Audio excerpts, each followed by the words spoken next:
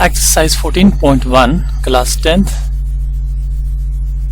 Question number 8। इस question को हम आज की क्लास में सॉल्व करते हैं। A class teacher has the following absentee record of 40 students of a class for the whole term. Find the mean number of days a student was absent. Question बता रहा है कि 40 स्टूडेंट्स का रिकॉर्ड है, एब्सेंटी रिकॉर्ड, और इसको इसने continuous series interval में लिखा है 0 to 6, यानी 0 to 6 तक जितने भी स्टूडेंट्स है उनकी एब्सेंटी जो है वो 11 एब्सेंटी है। 6 to 10 उनकी 10 एब्सेंटीज, 10 to 14 इसके बीच में जो स्टूडेंट्स आते हैं उनकी 7 एब्सेंटी है। तो ये इसी तरह से इसने एक क्वेश्चन बनाया। हमें क्या बताना है? Find the mean number of days a student was absent. फिर एक स्टूडेंट का मीन एब्सेंट डेज क्या है, एवरेज एब्सेंट डेज। ये मैंने इस क्वेश्चन को अगेन यहाँ पर लिख के रखा है। तो पहले स्टेप में आपने क्या करना है कि इसी क्वेश्चन को अगेन यहाँ पर लिखना है, जैसे मैंने यहाँ पर लिखा।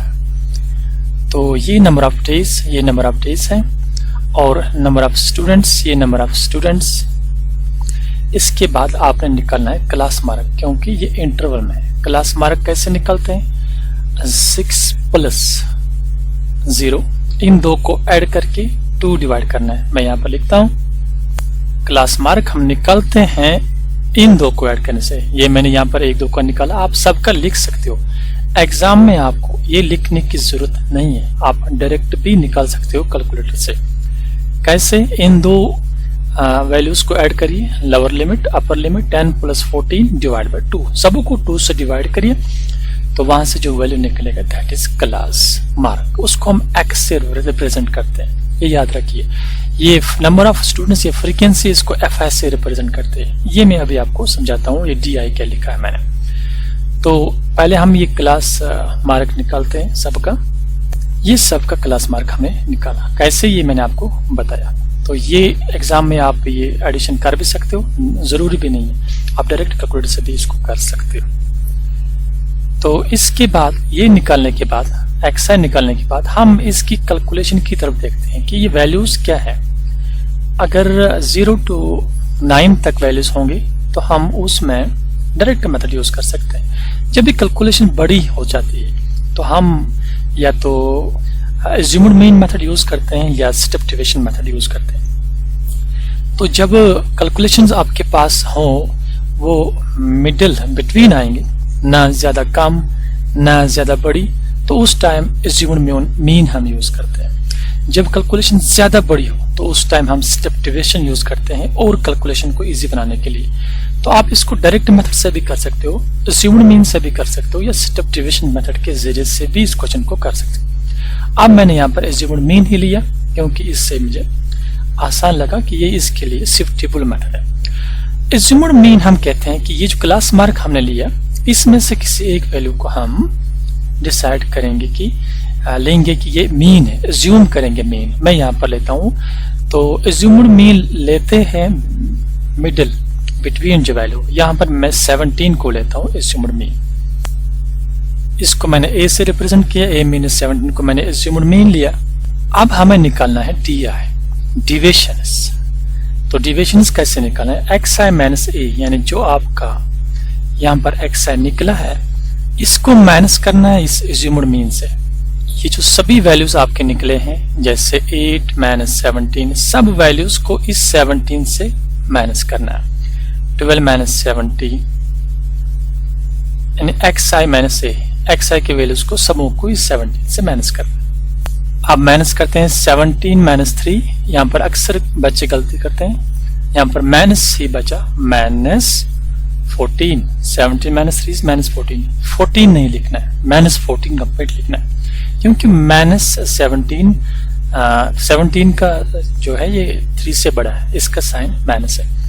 8 - 17 is equal to -9, and 12 - 17 is equal to -5, 17 - 17 is equal to 0, इसके बाद फिर 7, 16, 22।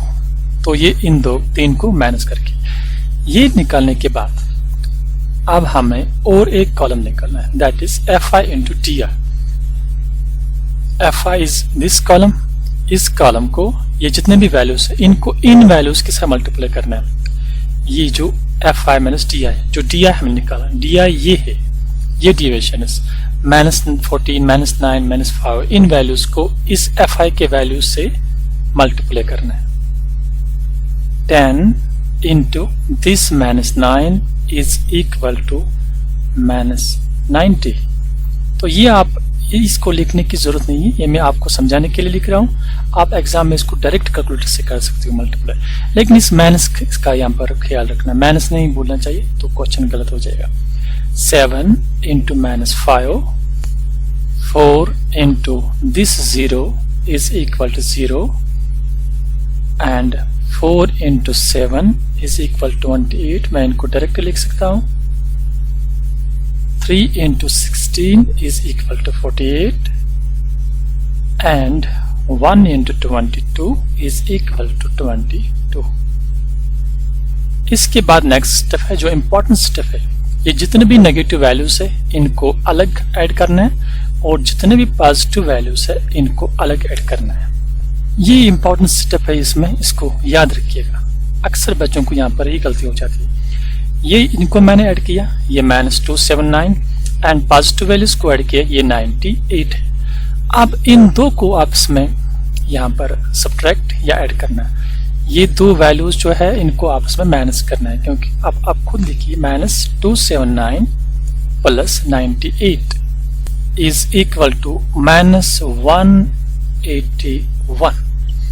इन दो को जब हम माइनस करेंगे तो यहां से बचा इसमें से -181, ये याद रखिएगा। इसको हम ऐसे भी लिखते हैं समेशन ऑफ या सिग्मा FIDI, यानी ये FIDI इन वैल्यूज का समेशन जो हमने किया, समेशन वहां से बचा हमारा -181। नाउ इसके बाद यहाँ पर इस कॉलम का ऐड, इन सभी वैल्यूज को ऐड करना है। मैं FI लिखता हूँ, आप F भी लिख सकते हो, ये I लिखने की जरूरत नहीं, तो आप XC डायरेक्ट लिख सकते हो। इसमें कोई कंफ्यूज होने की जरूरत नहीं है कि ये I लिख रहा है, इसमें आप डायरेक्ट F लिख सकते हो, X लिख सकते हो, D लिख सकते हो, कोई कंफ्यूजन की बात नहीं। 11 + 10 + 7 + 4 4 + 3 + 1 इज इक्वल टू 40। तो ये हमने टेबल की कैलकुलेशन कंप्लीट की। नो, अब हम फार्मूला यूज करेंगे। जिस वक्त हम एज्यूम्ड मीन यूज करते हैं तो एज्यूम्ड मीन के टाइम मीन निकालने का ये फार्मूला है, ये आपको ज़बानी याद रखना पड़ेगा। A + summation of FIDI divided by summation of FI। A is this assumed mean, ये जो लिया हमने ये 17 and summation of FIDI is -181 and summation of FI is 40। In values को मैं यहाँ पर यूज करूंगा। 17 plus summation of FIDI is -181 and summation of FI is 40। अब हम इसको कैलकुलेट करते हैं। Equal to 17 plus -181 divide by 40, इसको डिवाइड जब हम करेंगे हम आपके पास निकलेगा 4.525। तो इसको अगेन यहाँ पर 17, ये माइनस, यहाँ पर इसको याद रखिएगा, ये माइनस, क्योंकि यहाँ पर माइनस है। 17 plus into this minus is minus, तो यहाँ पर आप डायरेक्ट माइनस करिए, इन दो को माइनस करते हैं, विच इज इक्वल 12.475। तो इसको अब हम कन्वर्ट करेंगे थोड़ा सा 4, ये डिजिट्स कम करेंगे तो इस डिजिट को 1 बढ़ाना पड़ेगा, 12.48। तो इसका मीन यहाँ पर लिखा 12.48, therefore the mean absentee is 12.48। hence mean number of days for which a student was absent is 12.48। ये लास्ट पे ये लाइन जरूरी लिखनी होती है क्योंकि इसकी भी मार्क्स होते हैं इस लाइन को। तो इस तरह से आपका ये क्वेश्चन कंप्लीट हुआ। तो अगर आपने अभी ये चैनल सब्सक्राइब नहीं किया, इसको सब्सक्राइब करिएगा और बेल जो नोटिफिकेशन बेल की उसको भी यहाँ रखना। इम्पॉर्टेंट क्वेश्चन है, आप इसको ट्राई करिए किसी और मेथड से भी, जैसे स्टेप डिविजन मेथड या डायरेक्ट मेथड, उससे भी आप इसको सॉल्व कर सकते हो।